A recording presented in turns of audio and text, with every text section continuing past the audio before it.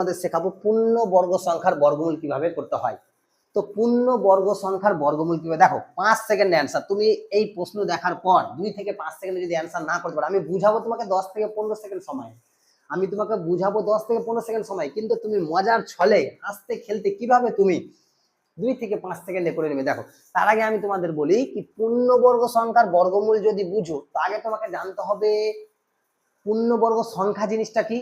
তাহলে পূর্ণবর্গ সংখ্যা জিনিসটা কি, আমরা দেখো একের বর্গ কি 1, 2 এর বর্গ 4, 3 এর বর্গ 9, 4 এর বর্গ 16, 5 এর বর্গ 25, 6 এর বর্গ 36, 7 এর বর্গ 49, 8 এর বর্গ 64, 9 এর বর্গ 81, 10 এর বর্গ 100 হলো। এবার তোমাদের দেখো এই যে ডান দিকের এই সংখ্যাগুলো, এগুলোকে বলা হয় পূর্ণবর্গ সংখ্যা। এগুলোকে কোন সংখ্যা বলা হয়? পূর্ণবর্গ সংখ্যা। ডান দিকের সংখ্যাগুলো তাহলে কে? 1 কে পূর্ণবর্গ সংখ্যা বলা হয়, 4 কে পূর্ণবর্গ সংখ্যা, মাঝখানে কে থাকলো? 2, 3 পূর্ণবর্গ সংখ্যা নয়। তাহলে 1 কে বলে, 4 কে বলে, 9, 16, 25, 36, 49, 64, 81, 100 এই সংখ্যাগুলোকে বলা হয় পূর্ণবর্গ সংখ্যা। তাহলে আমরা প্রথমেই জেনে নিলাম পূর্ণবর্গ সংখ্যা কাকে বলে। তাহলে বোর্ডে তোমরা দেখতেই পাচ্ছ একটা পূর্ণবর্গ সংখ্যা দেওয়া আছে। তাহলে সেই পূর্ণবর্গ সংখ্যা কিভাবে শর্ট নিয়মে করা যায়, একটা জিনিস মনে রাখবা, 5 আর 10 ছাড়া 1 থেকে 10 অব্দি 8টা সংখ্যার বর্গ লাস্টে একই সংখ্যা আসবে। আমি কথাটা বুঝাতে পারলাম না? দেখো কি বলছে, 1 এর বর্গ কি 1, লাস্টে কি আছে বলো তো? 1 আছে। আবার চলো আমি বলছি 1 থেকে 10 অব্দি 5 আর 10 ছাড়া, মানে এই যে 25 আর 100, এই যে 5 আর 10 ছাড়া, 5 ও 10 ছাড়া, 5 ও 10 ছাড়া বাকি 8টা সংখ্যার মধ্যে 2টো করে সংখ্যা, লাস্ট সংখ্যাটা একই সংখ্যা আসবে। তাহলে দেখো তো 1 এর বর্গ কি 1, দেখো লাস্টে আর কোন সংখ্যার 1 আছে? দেখো তো 81, 1 81, 9 এর বর্গ 1 আর 9, 2 এর বর্গ কত? 4, লাস্ট সংখ্যাটা কত? 4, আর একটা কোন সংখ্যা? 8 এর বর্গ 64, লাস্ট সংখ্যা 4। তাহলে আমি যেটা বোঝানোর চেষ্টা করছি, তুমি দেখো তো, আমি যদি বার করি 1 এর স্কয়ার কত? 1, 1 এর স্কয়ার কত? 1, আর একটা 1 থেকে 10 অব্দি আর কোন সংখ্যার বর্গ লাস্টে 1 আসবে, কিভাবে বের করব? মজার ছলে দেখো, 10 থেকে 1 বাদ দিয়ে দাও, 10 থেকে 1 বাদ দিয়ে দাও, 10 থেকে 1 বাদ দিলে কত? এই যে 10 থেকে 1 বাদ দিলে কত বলো তো? 9। এখানে আমি বলছি না, 10 থেকে 1 বাদ দিয়ে দাও, 10 থেকে 1 বাদ দিলে 9, 9 এর বর্গ কত? 81, 1 এর বর্গ 1, লাস্ট সংখ্যাটা 1, আর 81 এর 1 হলো। এবার 2 নাম্বার দেখো, 2 এর বর্গ কত বলো? 2 এর বর্গ কত? 4, 10 থেকে 2 বাদ দাও 8, 8 এর বর্গ কত হবে? 64, এখানেও লাস্টের সংখ্যা 4, এখানেও 4 হলো 2 নাম্বার। এখানে চলে এসো 3 নাম্বার, ভালো করে বুঝো। 3 এর বর্গ কত বলো? 9, লাস্টে কি আছে? 9, আর একটা কোন সংখ্যার লাস্টে 9 আসবে? 1 থেকে 10 এর মধ্যে আর 3 এর বর্গ তো 9 হলো, লাস্টে তো 9 এলো, 3 ছাড়া আর কোন সংখ্যার বর্গ করলে লাস্টে 9 আসবে? তাহলে নিয়ম কি বলেছি? একটা পেয়েছি, যে সংখ্যাটা পেয়েছি তাকে 10 থেকে বাদ দিয়ে দাও, 10 থেকে বাদ দিলে কত হবে? 10 থেকে 3 বাদ 7, 7 এর বর্গ কত? 49, এই যে দেখো 9। তাহলে আর একটা কি হবে? 4 নাম্বার, এটা কি 3 নাম্বার, আর একটা 4 নাম্বার কি? 4 4 কত হবে? 16, 4 4 16। নিয়ম কি? যে সংখ্যাটা একটা পেয়েছি, 4 এর বর্গ কত? 16, লাস্টে কত আছে? 6। তাহলে আর কোন সংখ্যার বর্গ করলে লাস্টে 6 আসবে? 10 থেকে 4 বাদ দিয়ে দাও, 10 থেকে 4 বাদ দিলে কত হবে? 10 থেকে 4 বাদ দিলে তোমার হবে 6, 6 এর বর্গ কত হবে? 36, এখানেও 6, এখানেও 6। কথাটা বুঝতে পারলাম? আমি যেটা বলতে চাইছি কি, 1 থেকে 10 অব্দি 5 এর কেন আসছে না? দেখো 5, 5 এ 5 এ 25, লাস্টে তো 5 আসছে, 10 থেকে 5 বাদ দিলে আবারও কি আসছে? 5। তাহলে 5 এর কি আসার কোনো গল্প আসছে না কেন? 5 এর স্কয়ার 25, সেখান থেকে 10 থেকে যদি আমি বাদ দিয়ে দিই, দেখো তো কি বলছে? 5 এর স্কয়ার 25, আবার 10 থেকে 5 বাদ দিলে 5ই তো আসছে, তাহলে লাস্টে কি আসবে? 25, মানে লাস্টে 5 যদি থাকে তাহলে অটোমেটিক তোমার কি হয়ে যাবে? 5 হয়ে যাবে। কথাটা বোঝা গেল? লাস্টে যেহেতু আমি যেটা বুঝাবার চেষ্টা করছি, চলো যখন বুঝাবো ঠিক বুঝতে পারবে। তাহলে আমি কি বললাম? 1 থেকে 10 অব্দি 5 আর 10 ছাড়া বাকি 8টা সংখ্যার লাস্ট, মানে বর্গ করলে লাস্টের সংখ্যাগুলা কটা সংখ্যার সেম হয়? 2টো সংখ্যার সেম হয়। এই যে তোমাকে দেখালাম, 1 এর বর্গ 1, লাস্টে 1 এলো, 1 ছাড়া আর কোন সংখ্যার বর্গ করে লাস্টে 1 আসবে? 10 থেকে 1 বাদ দিলে 9, 9 থেকে 9 এর বর্গ 81, লাস্টে 1। 2 এর বর্গ 4, 10 থেকে 2 বাদ দিলে 8, 8 এর বর্গ 64। এই যে দেখো এখানেও 4, এখানেও 4। 3 এর বর্গ 9, 3 ছাড়া আর কোন সংখ্যার বর্গ করলে 1 থেকে 10 এর মধ্যে আর কোন সংখ্যার বর্গ করলে লাস্টে 9 আসবে? 10 থেকে 3 বাদ 7, মানে একটা পেয়ে নিব। এবার ধরো সাথে সাথে 49 তোমার মনে এলো, 49 এর লাস্টে 9, এবার আর কোন সংখ্যার বর্গ করলে লাস্টে 9 আসবে? 10 থেকে 7 বাদ 3, 3 তিরিকে 9। উল্টাটাও তুমি ভাবতে পারো, ওটা অসুবিধা নাই। ঠিক আছে, তাহলে চলো আজকে আমি যে করালাম এবার তোমাকে করাবো, আমি তোমাকে এই সংখ্যাগুলোর জাদুর পদ্ধতিতে, আমি যে একদম দেখো দেখে দেখে অ্যান্সার, কোনো সময় লাগবে না। দেখো আমি যেটা বলছি ভালো করে বুঝবা, তার আগে এখানে আমি যেটা বলছি আমি লাস্ট ডিজিটটা ফলো করব। এই যে 4489 আছে তো সংখ্যাটা, আমি এই সংখ্যাটা লাস্ট ডিজিট কি বলতো? 9। এটাকে আমি এইভাবে দুটো করে দাগ দেবো। দুটো দাগ কেন দিলাম? কারণ আছে, সেই জন্য দিলাম। এমনি এমনি দুটো দাগ টানবো? এর আগে অঙ্ক করিয়েছি তোমার ত্রিভুজের সংখ্যা গণনা, ওই দুটো করে তো দাগ টানিনি, কারণ আছে। তাহলে এটা দেখো 4489 লাস্ট সংখ্যা কি আছে? 9। 9টা 1 থেকে 10 এর মধ্যে কোন কোন সংখ্যার বর্গ করলে লাস্টে 9 আসবে? কোন কোন সংখ্যার? একটা 3 তিরিকে 9, এখনই তোমাদের দেখালাম 3 তিরিকে 9। 3 ছাড়া আর কোন সংখ্যার বর্গ করলে লাস্টে 9 আসবে? নিয়ম কি? 10 থেকে 3 বাদ 7। তাহলে 3 তিরিকে 9, 7 7 49। 3 তিরিকে এগুলো দেখালাম, তাও বলছি 3 তিরিকে 9, 7 7 49। এটারও লাস্ট সংখ্যা 9, এটাও লাস্ট সংখ্যা 9।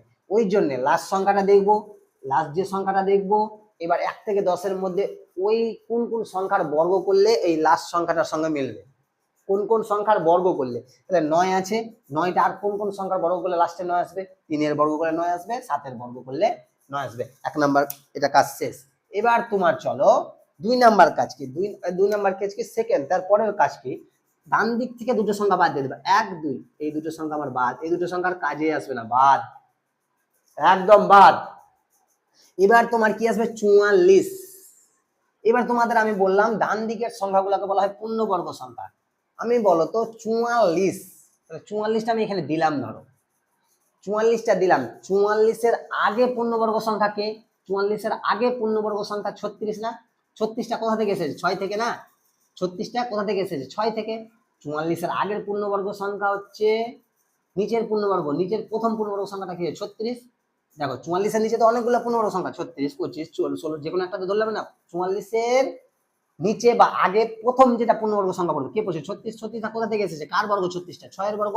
তাহলে এই যে 6টা পেলাম, এখন এই দুটোর কাজ করছি, কিন্তু এই যে 6টা পেলাম, 6টা এটাতেও বসাবো, এটাতেও বসাবো। এবার মাথাতে তোমার ভাবনা আসতে পারে, স্যার 63 বেরোলো 67 বেরোলো, 63 অ্যান্সার হবে না 67? হতে পারে 63, হতে পারে 67। কি বললাম বলো? হতে পারে 63, হতে পারে 67। যাচাই করতে হবে তো, যাচাই করতে হবে 63 হবে না 67 হবে। হ্যাঁ যাচাই করবো, চলো। এই যে এইভাবে যেমন তীর চিহ্ন দুটো দিয়েছিলাম, এখানেও দিব। এবার বলো 44-এর আগের পূর্ণবর্গ সংখ্যাকে? 44-এর আগে প্রথম সংখ্যাগুলো ধরবো, কিন্তু আগেরও ধরলেও প্রথমটা ধরবো, পরের ধরলেও প্রথমটা ধরবো। 44-এর আগে মানে নিচে প্রথম পূর্ণবর্গ সংখ্যা কে? 36, 36 দিলাম। 44-এর পরে পূর্ণবর্গ সংখ্যাটা কে? 44-এর পরে পূর্ণবর্গ সংখ্যাটাকে 49, 49 দিলাম। এগুলো প্র্যাকটিসে দ্বারাই হবে, কিন্তু 49-এর চলো বলে দিই তারপর বলবো।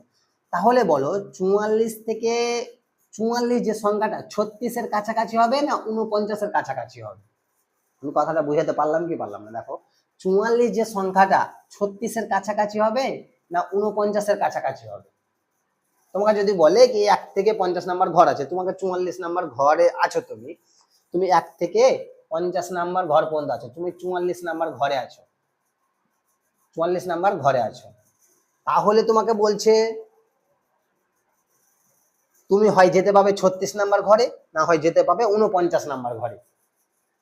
1 নাম্বার শর্ত। 2 নাম্বার শর্ত দিল যেটা কাছে পড়বে সেই ঘরটাতে যেতে হবে। তাহলে 44-এর কাছে কি হবে? 36 হবে না 49 হবে? বলো 44-এর কাছে কোন সংখ্যাটা পড়বে? 36 পড়বে না 49? দেখেই বোঝা যাচ্ছে 44 49।